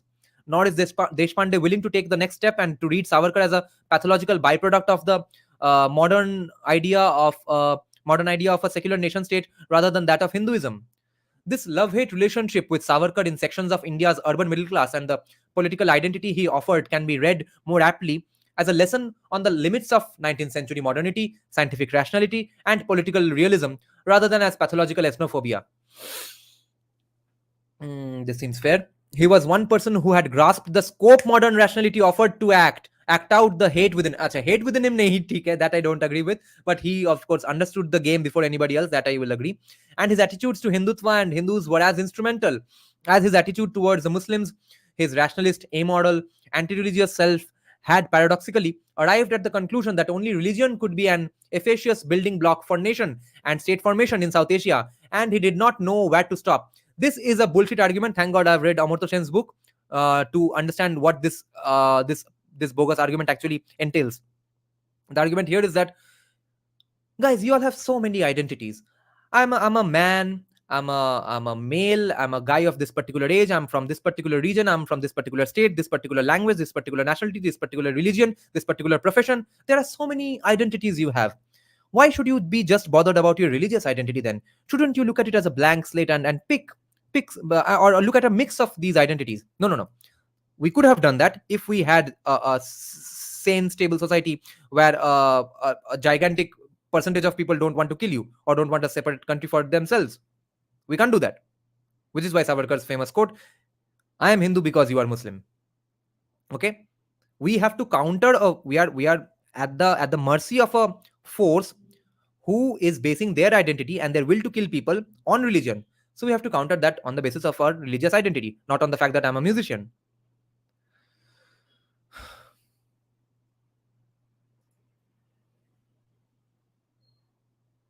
In his impersonal, reified Brahminic ideas of statecraft and politics, there was not much place for emotion, certainly not for compassion. When you don't have emotions and you create a stable society, that's when you can afford compassion, guys. Otherwise, it's just sympathy, not empathy. The aloof ruthlessness came packaged in an arrogant trust in his own cleverness and strategizing skills. Yeah, yeah. We know how great our foreign policy was. Even Savarkar's atheism was not the philosophical atheism associated with Buddhism and Vedanta, but the anti-clerical hard atheism of fin de siècle scientism, increasingly popular among sections of the European middle class and through cultural osmosis in parts of modern India. His politics paralleled the way European racism in the 1940s drew upon modern science, particularly 19th century biology and eugenics, anthropology, okay, and saw itself responsible for doing the dirty work of scientized history. Now, interestingly, the eugenics were the eugenicists were the one who came up with anthropology, birth control, everything. They wanted the population of black people to decrease, which is why they set up Planned Parenthood abortion clinics in black neighborhoods. Today they are doing that same thing with a different goal. Apparently they don't hate black people anymore. Apparently they just want black women to have the independence of not being a mother. Ah. Transgenderism. Transgenderism was also talked about first philosophically by people who were eugenicists.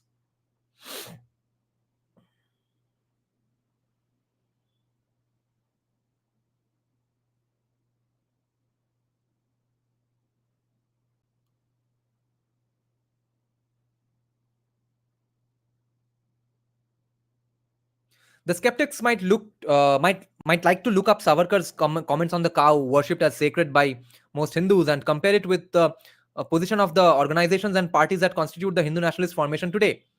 While the latter tried to pander to the sentiments of the Hindus, Savarkar publicly supported cow slaughter when necessary and declared the cow to be a useless animal with no sacredness about it.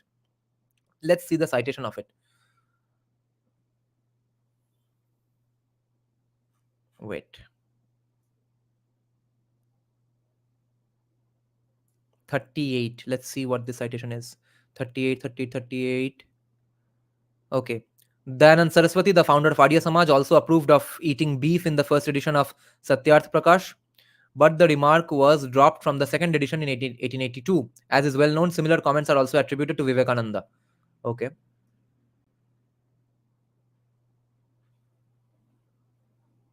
Where were we? Yeah. He also advised Hindus to give up vegetarianism and eat fish and eggs. When Gandhi's assassin and Savarkar's protege Godse complained in his last testament in court about Gandhi's superstitious use of ideas such as soul force and fasting in modern politics, it was not the accusation of a Hindu fundamentalist. It mirrored Savarkar's statism. Over the last 80 years, most ideologues of Hindu nationalism have neither come from Orthodox Hinduism nor have they flaunted their orthodoxy the way Gandhi did by proclaiming himself a Sanatani Hindu.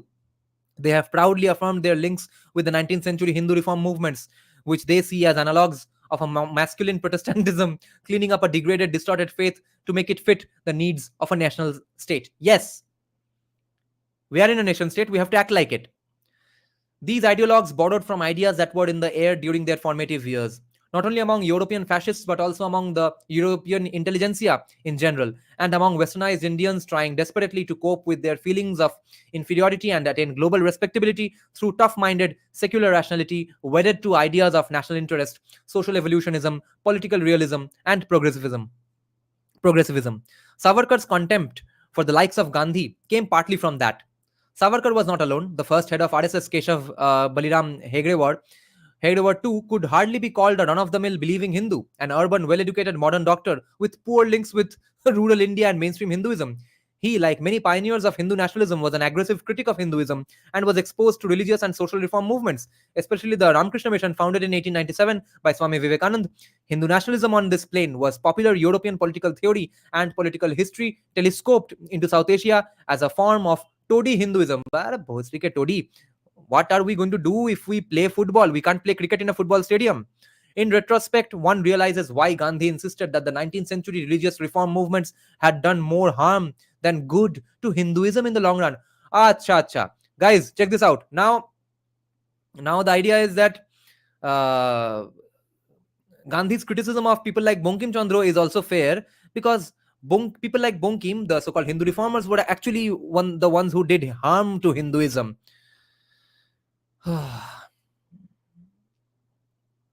Ramakrishna, okay, Shaptarshi is saying Ramakrishna Mission was never reformist. Wouldn't they be called reformists because they tried to, they are against birth-based casteism? Good, okay. This is an insane line.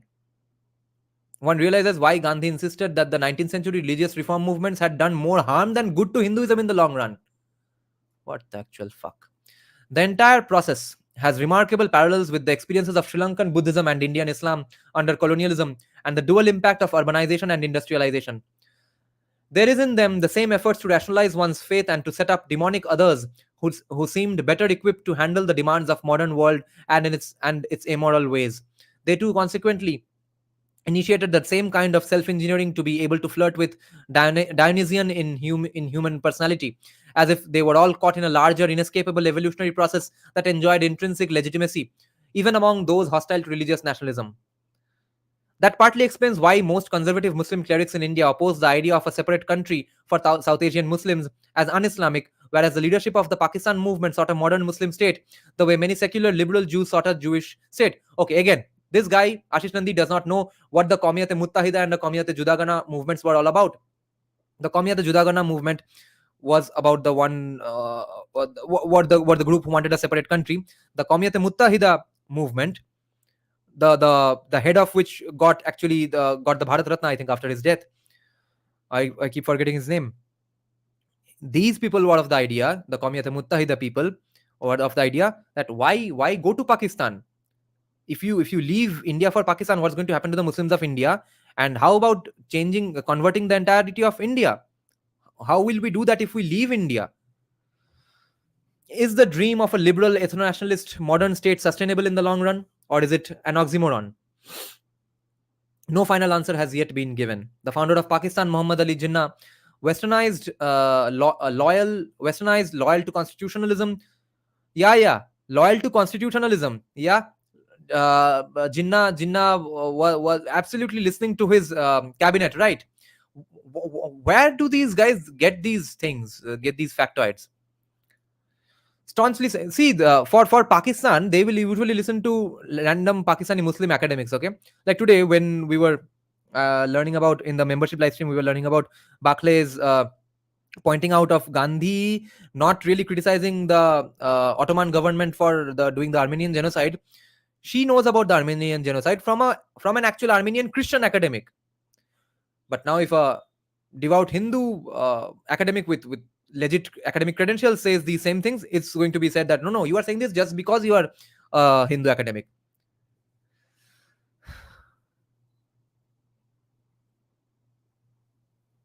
But apparently Bongim's Hindu reforms were bad,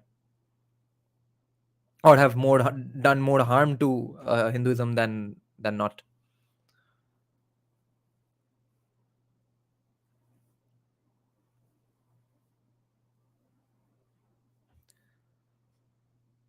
The founder of Pakistan, Muhammad Ali Jinnah, westernized, loyal to constitutionalism, staunchly secular in personal life, had as his avowed role model the classical liberal Gopal Krishna Gokhale, who was the mentor of Gandhi.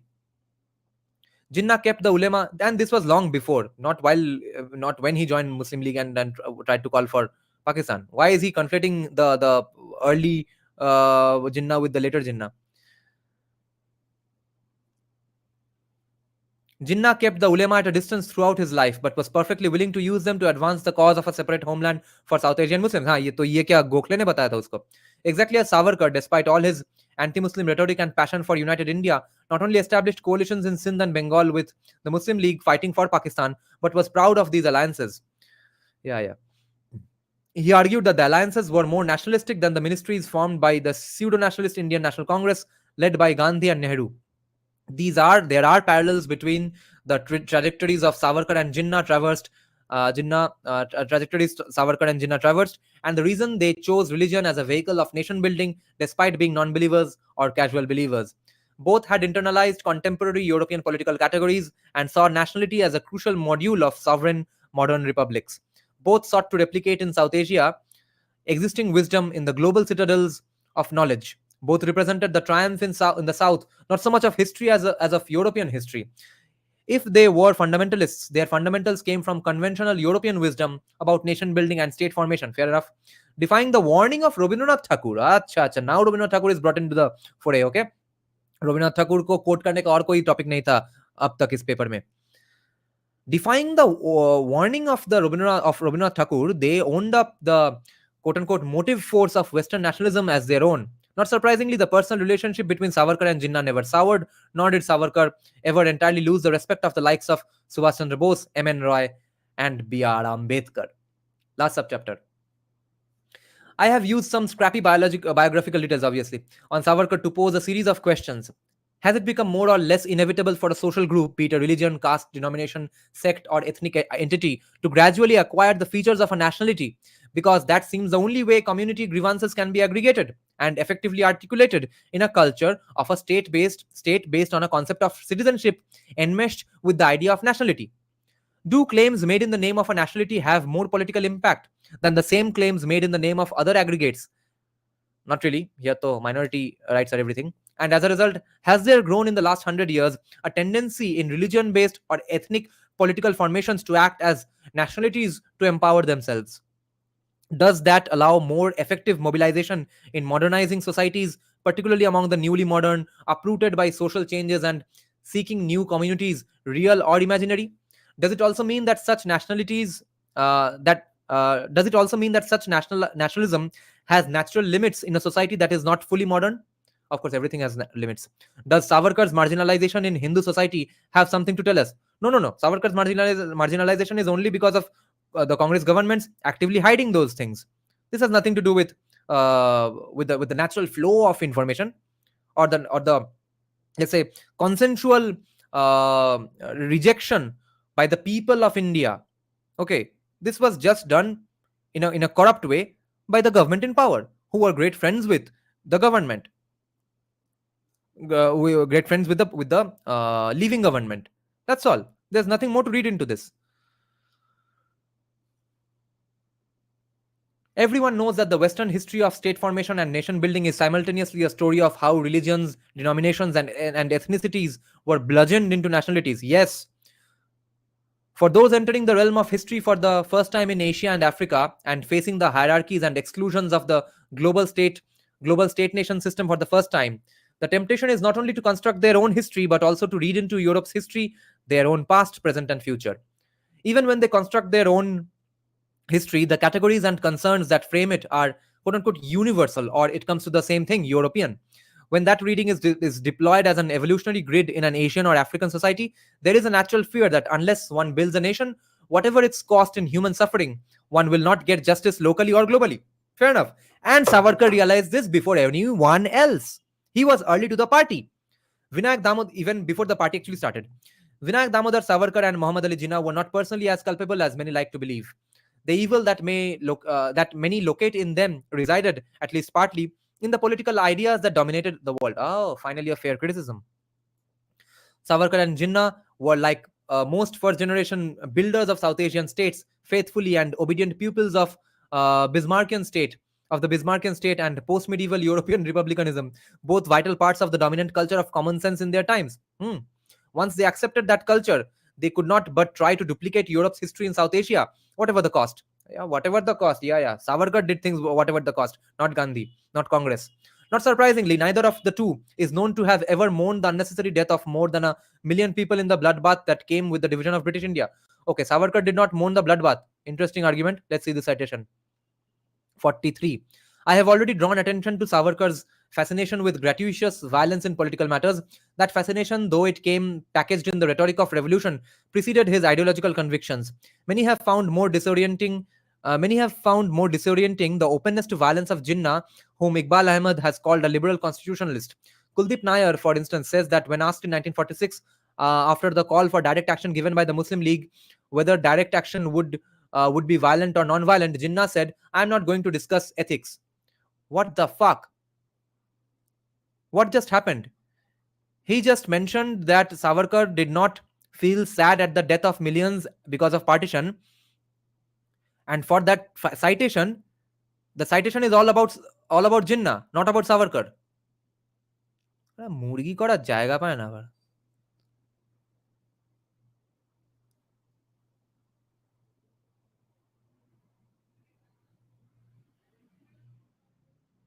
Smartly bol diya both. But anyway, let's say there is no actual evidence, okay, that Savarkar was sad. Maybe we don't have the evidence of his tears. But why would then RSS Hindu Mahasabha, people who are inspired by RSS, going around defending people in the streets in in uh, in the during the partition and during the direct action day? For both, human beings were means of implementing important historical designs, and in their versions of nationalism, the sufferings of the nations they represented were probably only instances of collateral damage. This sentence is absolutely applicable for Mahatma Gandhi and Congress. That Ashish Nandy doesn't mention. The rationality they worshipped overlaid deep emotional voids created by personal losses that came almost like betrayals by fate.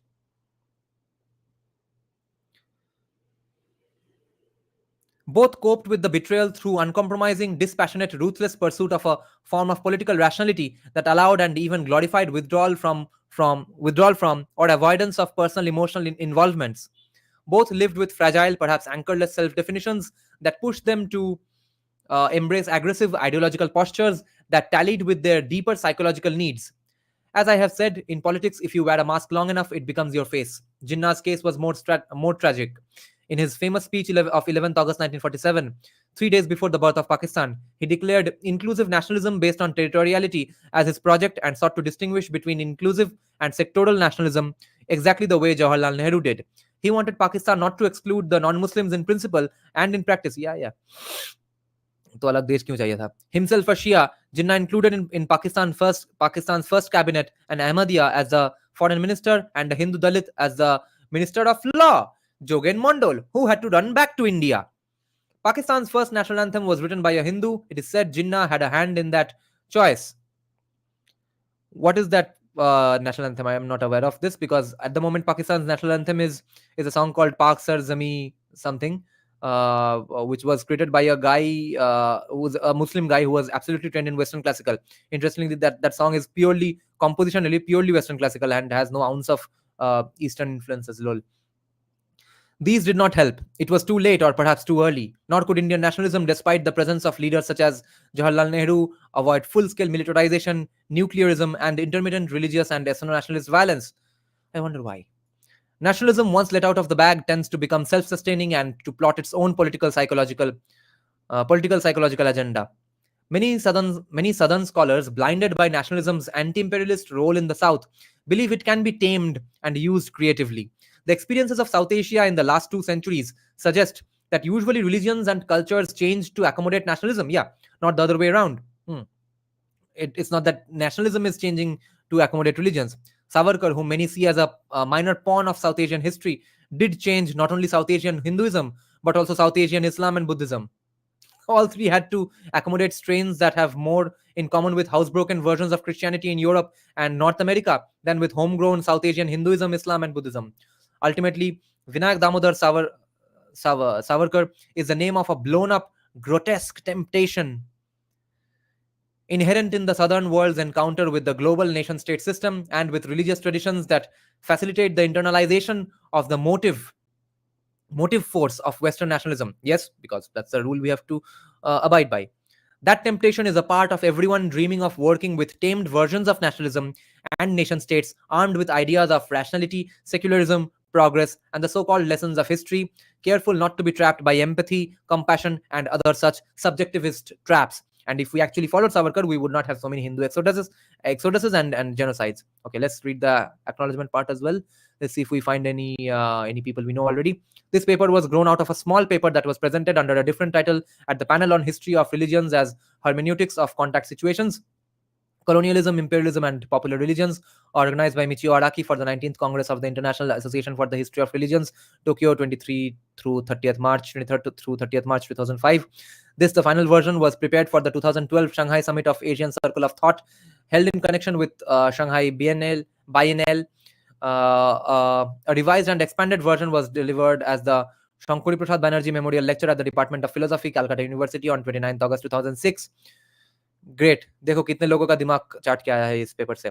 The present version was written for a public lecture at the Rupert Karls University Heidelberg on 23rd October 2008, and a section of it published in the website of the Carl Jasper Center of the university. I'm grateful to Mohan M. Trivedi, who 30 years ago helped me read some of the Marathi writings of Vinayak Savarkar and Nathuram Godse. Others who have contributed to my insights into Savarkar's personality include Gopal Godse, whom I interviewed some 30 years ago, and Siegfried O. Wolf, who drew my attention to some materials on Savarkar's sojourn at London.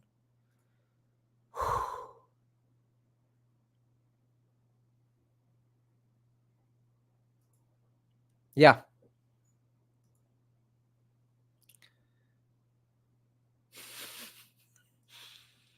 M. Shastri saying Venkat Dhulipala's book completely refutes this paper. Pretty much.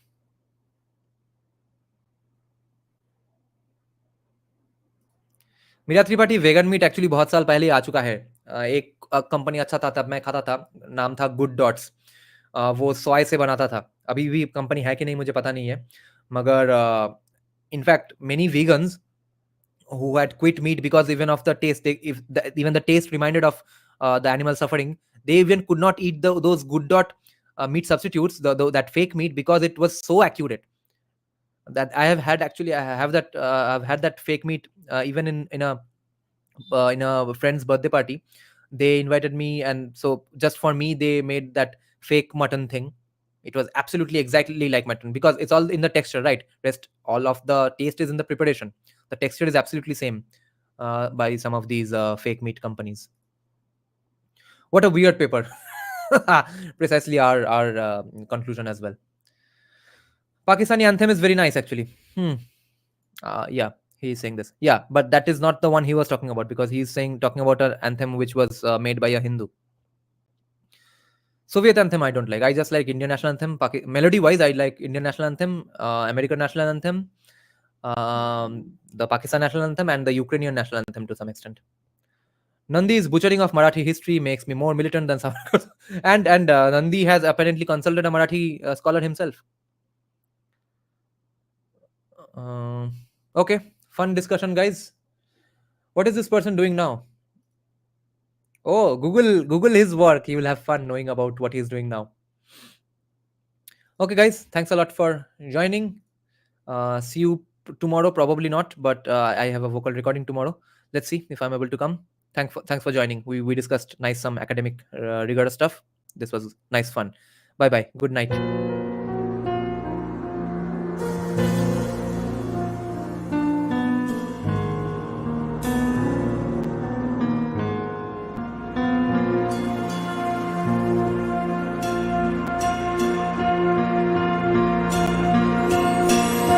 श्रवरूढं महाभीमं गुणाद्रंष्टाङ्गरप्रदं हस्य युक्तं त्रिनेत्रं च कपालकर्णिकाकरां मुक्तकेशीं ललज्जयः पिबन्तीं रुधिरं चतुर्बाहु समायुक्तं वराभयकरं स्मरेत् चतुर्बाहु समायुक्तं वराभयकरं स्मरेत्